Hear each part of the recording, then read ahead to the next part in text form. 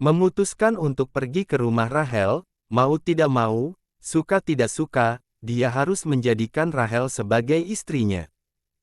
Walaupun hanya untuk sementara. Demi kesehatan nenek Margareta.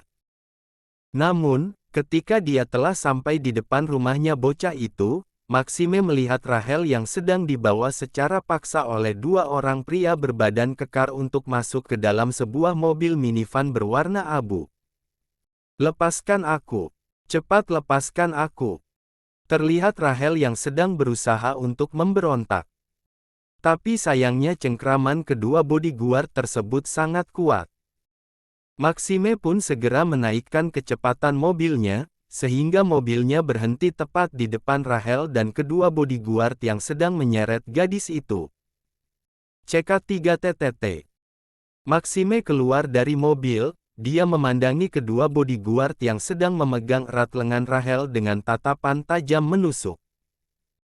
"Cepat lepaskan dia atau akan ku buat tangan kalian patah." Engkong Ahoy tidak terima, dia segera berjalan mendekati Maxime. "Kamu siapa? Kamu tidak perlu ikut campur. Ayahnya memiliki hutang padaku. Jadi kamu gak usah ikut campur urusan kami." Maxime menghela nafas, dia memandangi rentenir tua itu dengan tatapan dinginnya. "Berapa hutangnya? Aku akan membayarnya." Tapi sepertinya Engkong Ahoy lebih tertarik memiliki Rahel daripada hutangnya harus dilunasi. Setiap kali dia datang ke rumah Rahel untuk menagih hutang, jakunnya selalu naik turun memperhatikan gadis remaja yang sangat cantik itu. Pria tua itu memang sering main perempuan, walaupun sudah memiliki 4 orang istri. "Kamu tidak usah ikut campur, anak muda.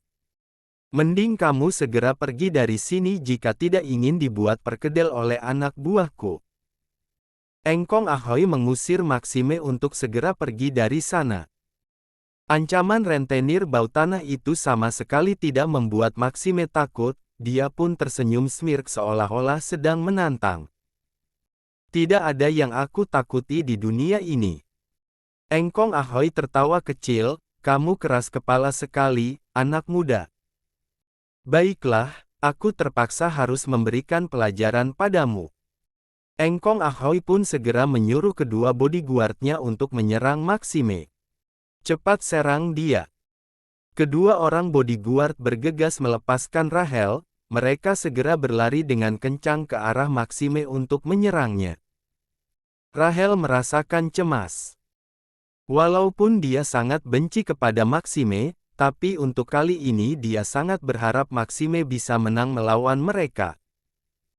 Walaupun dia tidak tahu, apakah seorang Maxime Kaano bisa berkelahi.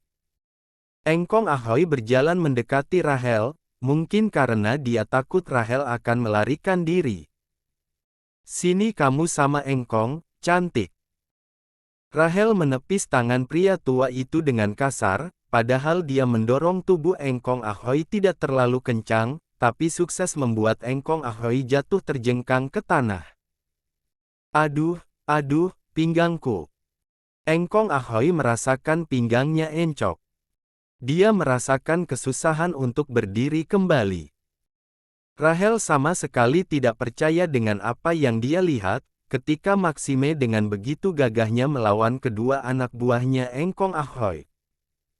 Dia sama sekali tidak menyangka bahwa ternyata seorang Maxime Kaano jago berkelahi. Dengan gerakan cepat Maxime menahan tangan salah satu bodyguard yang hampir saja akan melayangkan tinju ke wajahnya. Kemudian dia menendang lutut bodyguard tersebut dan menendang perutnya. Daf, daf. Sehingga tubuh bodyguard tersebut tumbang sambil merintih kesakitan. Kini tersisa satu lagi. Terjadi perkelahian sengit di antara mereka berdua, sehingga pukulan demi pukulan pun terus mereka layangkan ke salah satu anggota tubuh mereka. Baf, baf, baf. Dengan gerakan cepat Maxime menghindari pukulan yang hampir saja meninju bahunya, kemudian dia melayangkan pukulan keras pada wajah lawan berkali-kali. Baf, baf. Buff. Setelah itu, Maxime menendang perutnya dengan sangat keras, sehingga tubuh sang lawan terpental cukup jauh.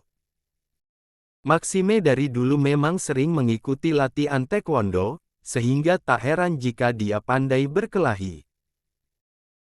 Ganteng, kaya raya, berhidung mancung, bermata elang, memiliki tinggi badan 183 cm, memiliki bentuk tubuh yang proporsional, berkulit kuning langsat, dan bisa bela diri.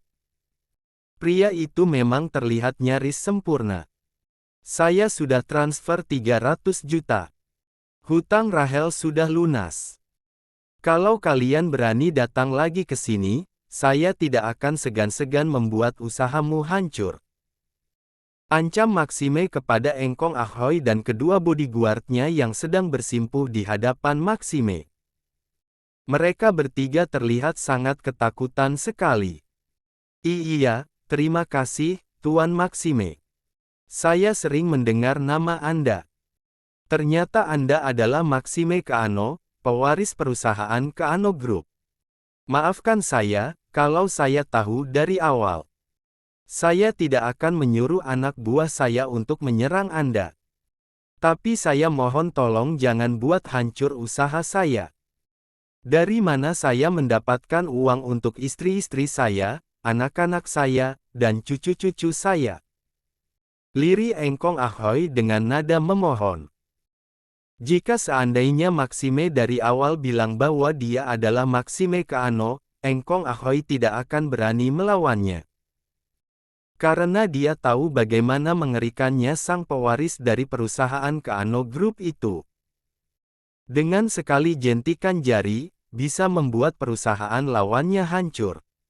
Maxime sangat malas menanggapi mereka. Dia segera mengusir rentenir tua itu beserta dengan anak buahnya. Aku sangat muak melihat wajah kalian. Enyahlah dari hadapanku. Engkong Ahoy dan kedua anak buahnya pun menganggukkan kepala. Mereka terburu-buru masuk ke dalam mobil, tak lama kemudian mobil itu pun berlalu. Rahel berjalan mendekati Maxime, walaupun seorang Maxime Kaano adalah pria yang paling menyebalkan bagi Rahel. Tapi gadis itu sangat tahu terima kasih. Dia harus berterima kasih kepada pria arogan itu. Terima kasih sudah menolong aku dan sudah membayar hutang ayahku. Aku janji setelah aku mendapatkan kerja, aku akan.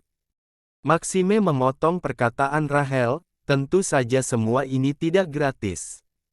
Sudah Rahel duga, pasti Maxime tidak tulus membantunya. Gadis itu pun mengerutkan keningnya, maksudnya. Kamu harus pilih. Menikah denganku atau aku akan menyerahkan kamu ke rentenir tua itu. Maxime memberikan pilihan kepada Rahel, dengan tatapan dinginnya. Rahel tercengang mendengarnya, dia bagaikan memakan buah simalakama, maju mundur kena. Bagi Rahel, Engkong Ahoy dan Maxime Kaano, kedua pria itu sama-sama mengerikan.